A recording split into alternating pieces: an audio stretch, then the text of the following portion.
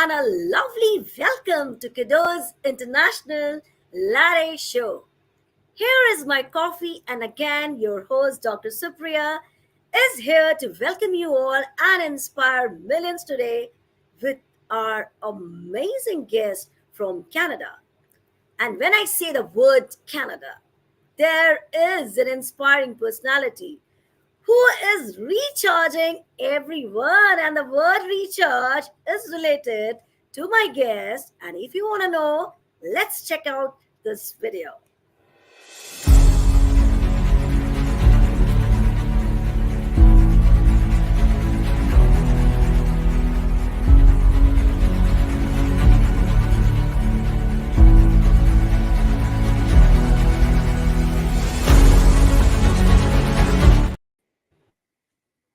Here is my lovely guest, Wayne Kuhn from Canada. Welcome, Wayne, to our show. It's been a great privilege and honor for me to host you today, and it's a really, really great welcome to you.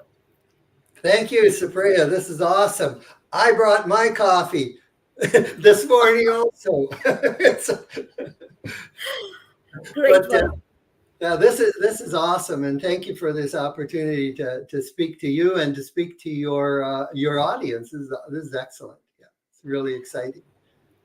Well, Wayne, as I said earlier, that this is going to be recharging show because you are recharging everyone, and we are gonna find out why I am using the word recharge. So let's start this journey without any delay, without any pause, because we are getting lovely, lovely comments when you are going to start this recharging show. So let's start, Wayne. Along with my global audience, even I want to know who is Wayne Kuhn and what is his inspiring life journey. So I pass the dice in your court and kindly lighten the world. Thank you, Supriya. This is awesome, and let's give you a bit of history of where I come from, and then I'll jump into recharge and how it's really helped me and other people. I been around for a while, and I actually retired 2.5 years ago to give you a sense of where my journey is. But when I was a child, I was raised in a very conservative upbringing. It was one of the Mennonite communities in Ontario, and we were on a farm, and I don't have a story that has a trauma in it or has abuse or anything of that nature that I remember. So I had a very good childhood. I remember playing in the sandbox, digging holes and trying to find China because they told me it was on the other side of the world. Little things like that. We'd make forts and that. And there was just my brother and my sister, and we had a very good childhood. One thing that I, when I look back at where I was raised, is we were taught to be thankful for what we had. And so what that translated to me is, don't necessarily go and chase abundance. Don't try to be bigger than you are. There's more of a humility, a humbleness, be thankful for what you have. And possibly this didn't come out directly, but those that had money were likely crooks. Those that were very wealthy obviously took advantage of somebody to get there. That's kind of the mindset. Even though I know now that that's not true, that was kind of the mindset. And so when you come out of a family like that, we're feeling good. But in my book, I'll talk to you a little later, I talk about the kitchen table and how when we're children, we bring in all kinds of ideas and values that we're programmed to.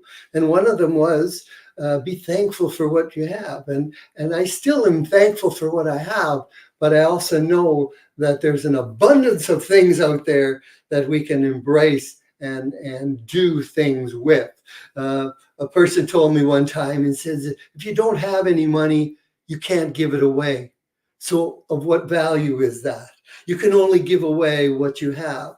And so that's kind of the spirit of what where I come from, and turns into what I call recharge. Yeah.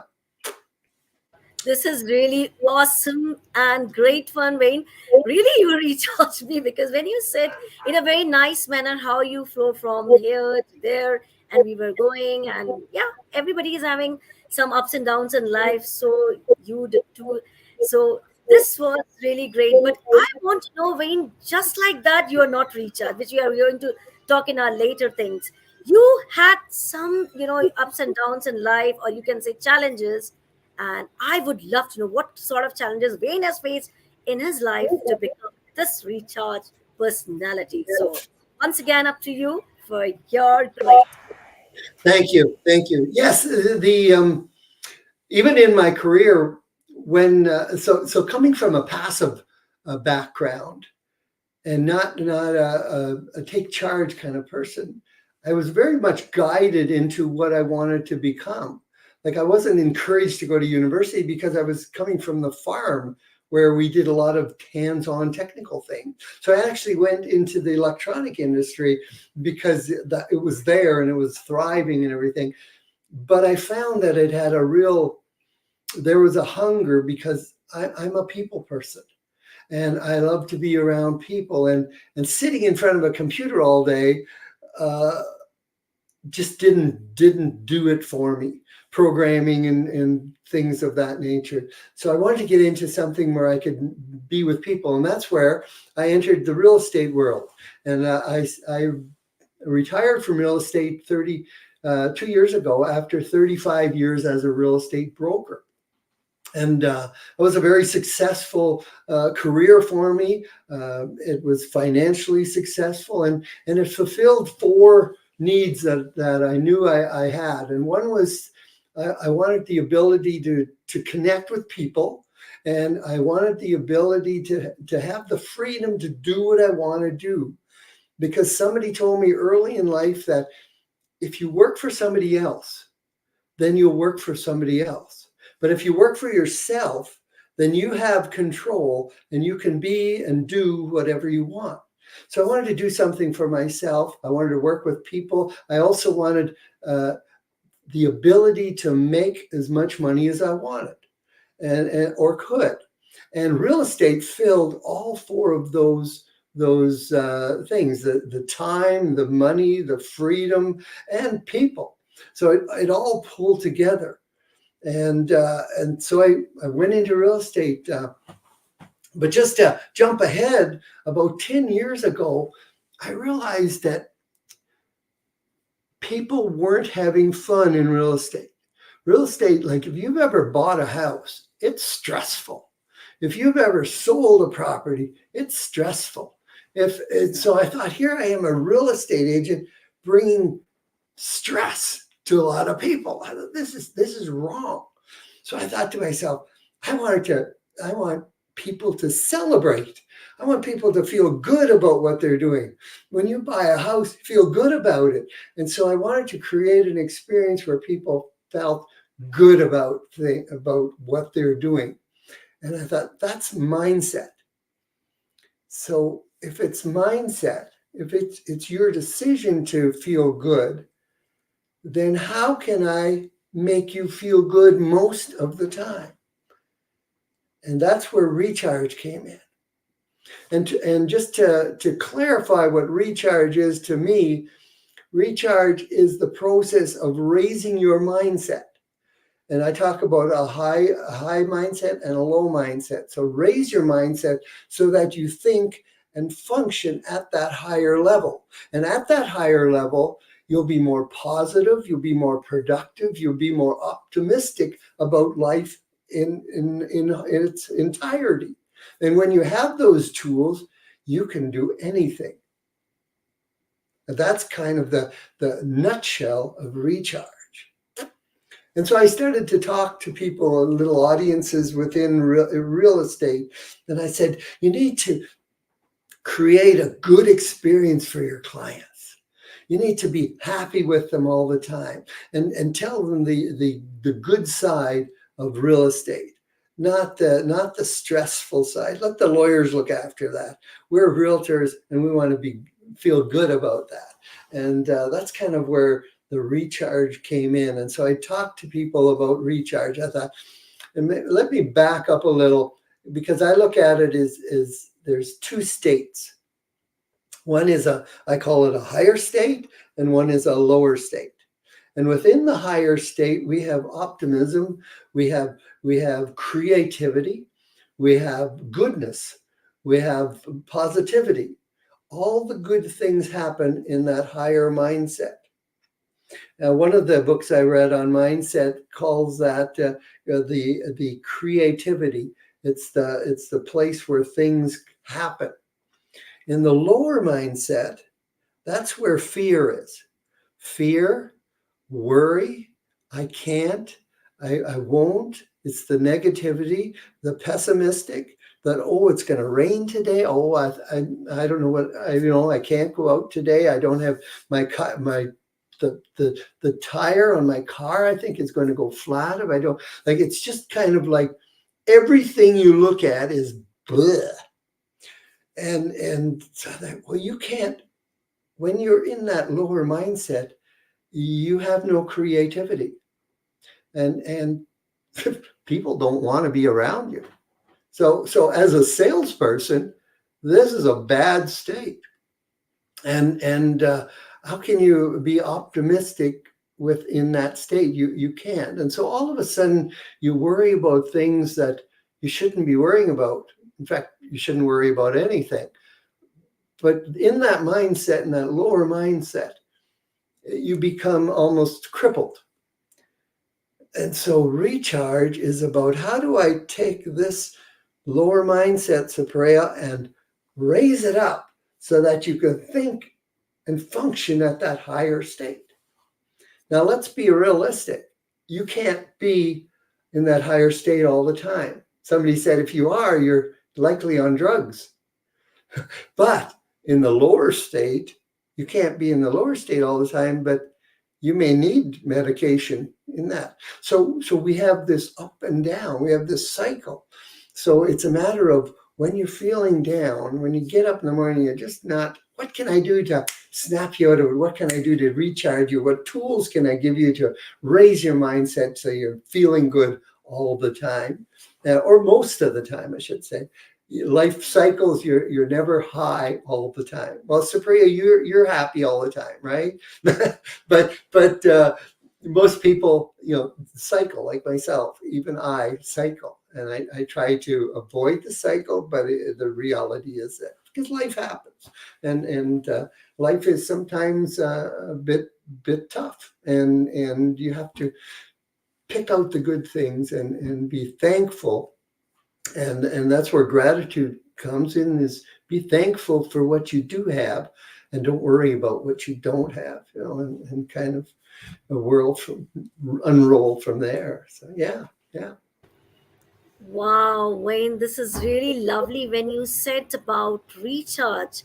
Until now, I was thinking about, okay, he's talking about recharging or something, but I was not getting the hint that we are going to talk about your book, which you had written. And yes, this segment, Wayne, I want you to highlight how you got motivation to write this book, how we can purchase this book. My global audience are still waiting. And when you started the mindset, I do agree. When you have a positive mindset, miracles are created. And when you are sad, when you think negative, then you yourself destroy yourself. So now let's begin this journey. Let's take a deep dive. What actually this book is all about. Recharge, how can we get it? So Wayne, it's again your time to enlighten my global audience about this book, how you got motivation to write this, and how we can purchase this. Awesome. Well, thank you for this opportunity. I just happen to have a copy here. Oh. So this is the book. It's Time to Recharge, and I named it that because it's almost like an urgency. There's an urgency that we will not live forever. And we need to do this now. If you want to accomplish something in life, you need to recharge now. And so in my book, and my book is on Amazon.ca, Amazon.com. You can get it anywhere in there if you're around the world, sort of thing.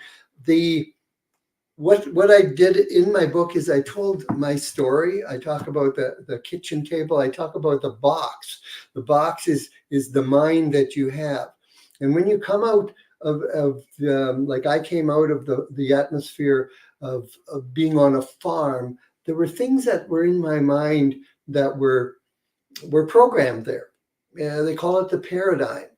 And in my paradigm, I believed certain things. When you become an adult, all of a sudden, some of those beliefs contradict with what you want. Like, for example, my mom is a big saver. She's 96 years old and she still saves money because that's in her paradigm. So we always have way more money in our checking account than we should have because that's a comfortable feeling. Does it make sense? Not always. But those are little things that happen. And I'm sure everybody watching this has things that they do because of their beliefs. And so you have to question, are those beliefs real? And if they're not real, what if I dropped them? And what if I changed that particular belief? And that's part of shifting that paradigm, shifting that mindset from a lower to a higher to a I can do this, rather than, oh, I don't know if I can do that sort of thing. And those are things that I talk about in my book. Another powerful tool that I mention in the book is what I call the hour of power. The hour of power is the first hour of your day. Now, I understand there's some people that work shift works and work at night, and it all happens, but it's an hour that you take, that you program, and you do meditation. You may do a little exercise. In other words, you take your body and your mind and you put it into a state of recharge. Things that'll bring you up. And gratitude is a big one. I do journaling. I'm a big believer in journaling, is writing out what your thoughts are. If there's something bothering you, write it out. If there's something you're grateful for, write it out. Because when you write it, there's something magic that goes down your fingers and into your pen that embraces in your mind and becomes real. That's why people, it's been known to that when people write out their goals and look at them every day, there's a better chance of them meeting their goals than if they just put it on a piece of paper and put it in the desk drawer. And next year I'll look at it and see if I got any of my goals done.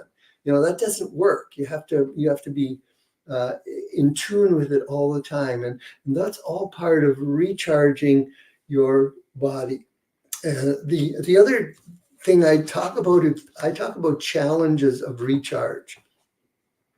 We all have families, we all have friends, we all have spheres of influence around us that may or may not be in that higher mindset. And you have to identify that type of person.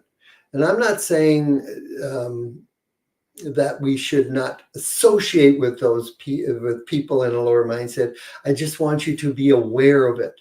And when you're aware of it, you can make decisions. There are 4 things that I talk about, my 4 A's.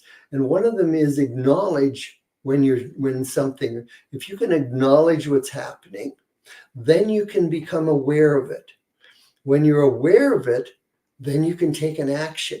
Like maybe I acknowledge that Bob is not in that mindset that I like to be. So now I'm aware of it. Now I can say, what action can I take? Well, maybe I will spend less time with Bob. I'll get together with him because I think he's a good guy. And maybe I can influence him. Say, hey, Bob, be a little more optimistic about it. Set some new goals. Maybe I can influence somebody in a lower mindset to bring them up and raise them up. And then last is to be accountable. Supriya, you make a great coach, and you energize people, you inspire people. It's yourself and people like yourself that are great to keep people like myself accountable. And because life gets in the way, all kinds of things, family things, and they get in the way. And sometimes we pull away from where we want to go. And so we pull ourselves back in and say, wow, this is my track, and you have to constantly be looking for that way to recharge and to get back on the track of life that you want to take. And I talk about that. Know what you want in life. A lot of people don't know what they want in life. And it's important to know, because once you know, then you can start adjusting things around you that to make sure that you're getting what you want in life. And that was an eye opener for me. And that's all in my book. It talks about a little bit about that. It also talks a bit about goal setting, the different parameters, and what's important when you set goals and when you set purpose in life, and move ahead from there. So yeah, it's exciting. Wow, Wayne, I think you have given a justice to this question of mine where we were talking about recharging. And here I would love to draw the attention of my global audience. You can get easily this book on Amazon, and you can transform your life into the best one by reading it, by going through it, and you can create miracles if you really want to transform your life. So, Wayne, hats off to you for this great question, and I will move ahead with this amazing question, which is mostly eagerly I was waiting for. What is your opinion about Kiddos International? Anything from your heart, straight from the heart. Straight from my heart. Well, this what you have here is a format that I think everybody should engage to. I was watching some of the other videos, and it's so important to share our stories. Uh, that's one thing. Like I speak in front of various audiences, and I did a talk last week or week and a half ago, and at the end of the talk, this lady came up, and I talked about the troubles that I have as we get older, and some of the challenges. And this lady came up to me and she said, I really connected with what you said. And I thought to myself, when you have an audience and there's, say, 50 people, you want to connect with all of them, but you won't. And so when I send this message out on your format to all your audiences, some will get it and some won't. The problem is I don't know who is who. I don't know who will get it and who won't. Therefore, I have to share it with everybody and make sure that everybody hears the message.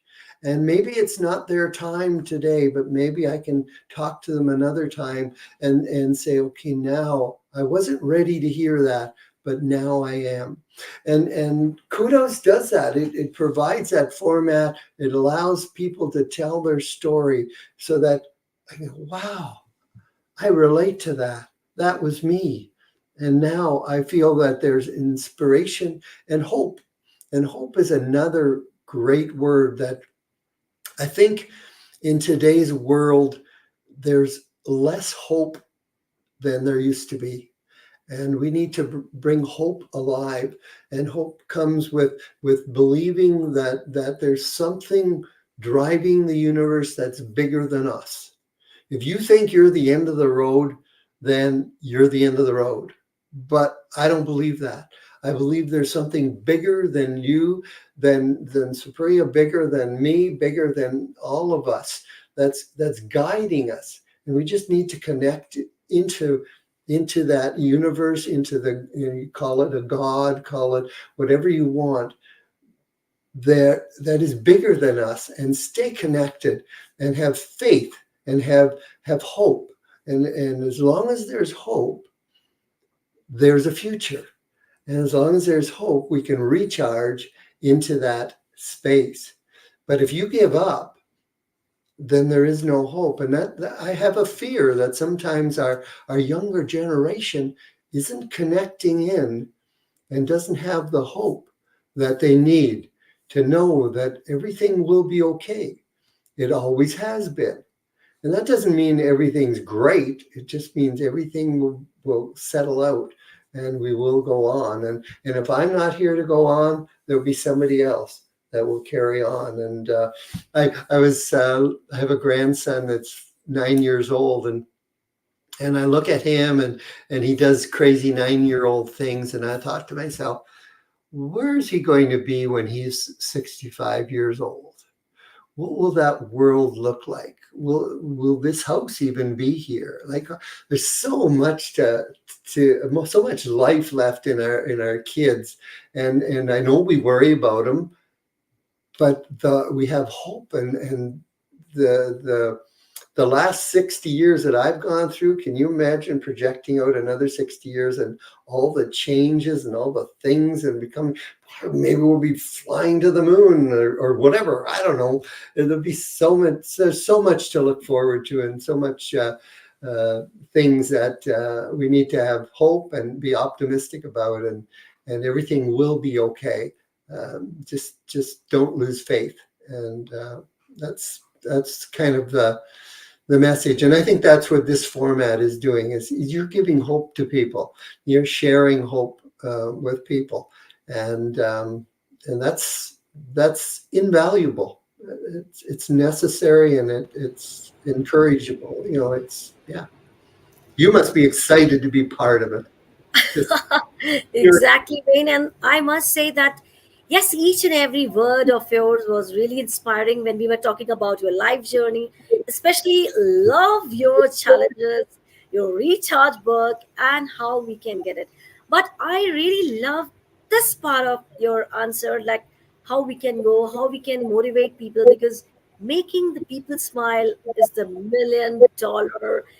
You can say $1 million smile when you want to see on others' face is the really challenge world for anyone. And when you are doing such great things, because even I can see from your book what you have decided about recharging people. So I think that's the great pious work you are doing. And I am sure people would love to go through your book, and they will be getting recharged, transformed, rejuvenate. And I am falling short of words. So great on, great going. And before we say goodbye to our global audience, everybody is waiting, Wayne, for your powerful message that is going to rejuvenate and recharge once again all my global audience. Oh, yes. I wanted to show you this, and I sometimes don't, and I sometimes do. In the bottom of corner of my book are red balloons. And I carry a red balloon wherever I go. It's in my pocket. And about 10 years ago, I realized that red balloons signify to me and to my grandchildren that we need to celebrate life. We need to enjoy life. We need to be there and celebrate all the time, because we are gifted this, and gratitude is one thing, but to celebrate it each day is another thing. So whenever you see a red balloon, blow it up and think of recharge, and think of the recharge group. And if it doesn't make you laugh, it might make you scratch your head, but I hope it gives you just a bit of joy for the day, because like you said, Supriya, laughter opens the door to an emotion where you can feel recharged and go on with life, and gives hope. I think this is the loveliest message I've ever received on this platform with your prop of balloon. And this is really awesome.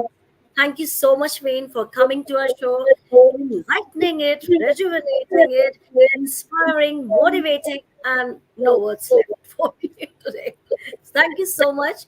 And I hope people would be going through your book, Recharge, because yes, let's time to recharge everyone. It's time to spread happiness. It's time to, cut off our all negative emotions, and let's make our ambience positive and our fellow beings, our colleagues, our friends positive, and spread harmony across the globe. So once again, thank you so much. Thanks. From the bottom core of my heart, you really, really, really inspired the millions today. And hats off to you for your loveliest, Thank you. inspiring life journey. Thank you, Wayne. Thank you. Thank you. This has been awesome.